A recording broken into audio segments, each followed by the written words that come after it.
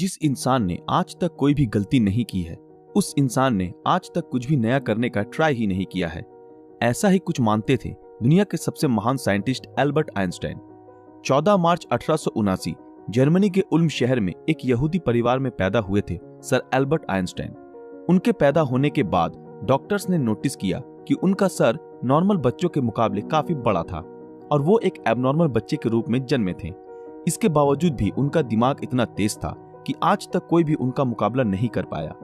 आज 60 साल हो गए आइंस्टाइन हमें छोड़ के चले गए हैं, लेकिन आज भी साइंस उनकी थीसिस के बिना कमजोर है।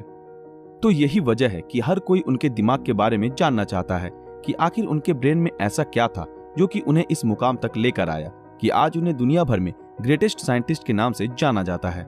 क्या उनके ब्रेन में कोई सुपरनैचुरल पार्ट्स थी? तो आज हम इस वीडियो में इसी विषय के ऊपर चर्चा करेंगे। दरअसल जब एल्बर्ट आइंस्टाइन का जन्म हुआ था तब उनका सर किसी भी नॉर्मल बच्चे से ज्यादा बड़ा था। नॉर्मली बच्चे 1 या 2 साल की उम्र में बात करना सीख जाते हैं, लेकिन आइंस्टाइन 4 साल की उम्र तक बिल्कुल भी बात नहीं कर पाते थे। मगर एक दिन जब वो अपने माता पिता के साथ रात के खाने पर बैठे थे तो अचानक आइंस्टाइन ने कहा, सूप बहुत ही गर्म है। अपने बेटे को इस तरह एकदम साफ बोलता सुन उनके पेरेंट्स हैरान हो गए और खुश भी हुए। लेकिन बाद में जब उनसे पूछा गया कि अब तक तुम क्यों कुछ नहीं बोलते थे, तो आइंस्टाइन ने अजीब से जवाब दिया कि अब तक तो सब कुछ सही था। आइंस्टाइन के जीवन से जुड़े अजीबोगरीब किस्से यही नहीं रुके, बल्कि उनके बड़े होने पर भी उनकी कई ऐसी आदतें थी जिनके बारे में सुनकर हर कोई हैरान रह जाता है। जैसे कि एल्बर्ट आइंस्टाइन को डेट्स और फोन नंबर याद रखने में प्रॉब्लम होती थी, यहाँ तक कि उन्हें खुद का टेलीफोन नंबर भी याद नहीं रहता था। एक बार उनके एक सहकर्मी ने उनसे उनका फोन नंबर मांगा तो आइंस्टाइन उनके पास रखे टेलीफोन डायरेक्टरी में अपना नंबर ढूंढने लगे। ये देख के सहकर्मी ने चकित होकर बोला, आप अपना खुद का फोन नंबर क्यों याद नहीं रखते? तो आइंस्टाइन ने उनको कहा कि किसी ऐसी चीज को भला क्यों मैं याद रखूं जो मुझे किताबों में ढूंढने से मिल जाती है। आइंस्टाइन कभी भी जूतों के अंदर मोजे नहीं पहनते थे, क्योंकि उनकी टांगों की उंगलियां इतनी बड़ी थी कि बचपन में हमेशा टांगों की उंगलियों की वजह से मोजे में छेद हो जाते थे। इसलिए उन्होंने मोजा पहनना ही छोड़ दिया। यहाँ तक कि वो अपने जूतों के फीते भी दूसरों से बंधवाते थे, क्योंकि उन्हें जूते के फीते बांधना भी नहीं आता था। दोस्तों, आइंस्टाइन हमेशा कहते थे कि मेरे अंदर कोई खास चीज नहीं है, पर मैं तो केवल एक ऐसा इंसान हूँ जिसमें क्यूरियोसिटी कूट कूट कर भरी हुई है। लेकिन आपको ये जानकर हैरानी होगी कि आइंस्टाइन हमेशा से इतने बुद्धिमान नहीं थे, बल्कि वो बचपन में पढ़ाई में बहुत ही कमजोर थे।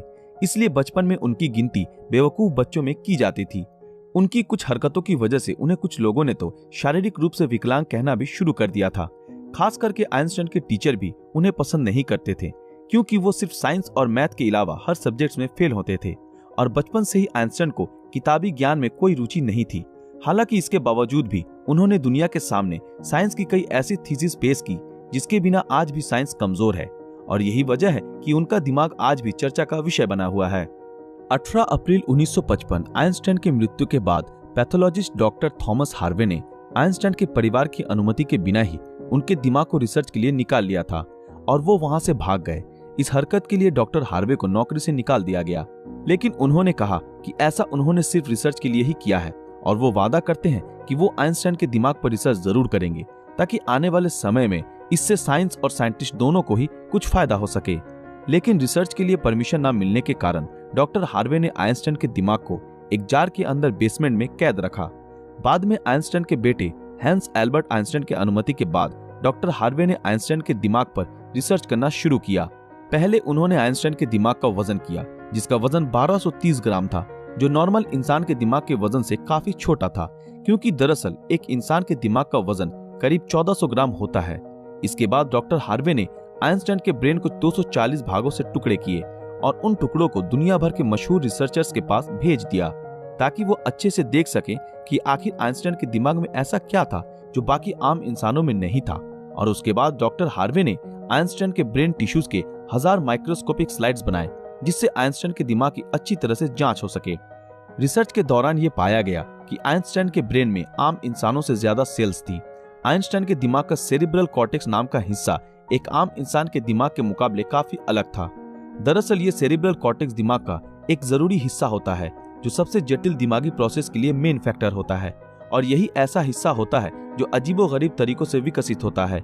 और साइंटिस्टों का मानना है कि यही वजह थी कि उनका दिमाग बहुत ही असाधारण सोचता था। जब साइंटिस्टों ने आइंस्टाइन के ब्रेन को फर्दर एग्जामिन करना शुरू किया तो वो बिल्कुल हैरान रह गए कि उनके ब्रेन में रिंकल पैरिएटल ओपेरिकुलम मिसिंग है, जिसके कारण उनके ब्रेन की पैरिएटल लोब का साइज नॉर्मल ब्रेन से 20% ज्यादा बड़ा था। साइंटिस्टों का कहना है कि यही वजह है कि आइंस्टाइन की मैथमेटिकल स्किल और चीजों को इमेजिन करने की पावर नॉर्मल ब्रेन से ज्यादा थी और उनके दिमाग में न्यूरॉन्स की डेंसिटी 17% ज्यादा थी, जिस वजह से आइंस्टाइन को ज्यादा ब्रेन पार्ट मिलती थी। साइंटिस्ट के मुताबिक इसी वजह से आइंस्टाइन का कंसंट्रेशन और दूरदर्शिता और से कई ज्यादा था। साइंटिस्ट कहते हैं कि आइंस्टाइन के ब्रेन में ज्यादा फोल्ड थी, जो उनकी इंटेलिजेंसी का और एक कारण था। आइंस्टाइन का दिमाग 46 टुकड़े के रूप में अमेरिका के फिलाडेल्फिया शहर के मटर म्यूजियम में प्रिजर्व किया गया है। दोस्तों, आज साइंस ने कितनी तरक्की कर ली है, लेकिन इसके बावजूद आज भी आइंस्टाइन के दिमाग और इंटेलिजेंसी एक पहेली बनी हुई है। लेकिन साइंटिस्टों को आशा है कि फ्यूचर में किसी बेहतरीन टेक्निक के जरिए आइंस्टाइन के दिमाग को और भी बेहतर तरीके से जानने में कामयाबी हासिल होगी। डॉक्टर थॉमस ने आइंस्टाइन के दिमाग के साथ जो कुछ भी किया, क्या वो सही था या गलत? इस बारे में आपकी राय हमें कमेंट में जरूर बताएं। दोस्तों, आज के लिए बस इतना ही। आशा करते हैं आप लोगों को ये वीडियो पसंद आया होगा। तो फिर मिलेंगे अगले वीडियो में ऐसे ही किसी मजेदार विषय के साथ। अगर आप ऐसे ही और वीडियो देखना चाहते हो तो हमारे इस चैनल को सब्सक्राइब करके बेल आइकन ऑन कर दें, ताकि जब भी कोई नया वीडियो आए आप तक नोटिफिकेशन पहुंच जाए।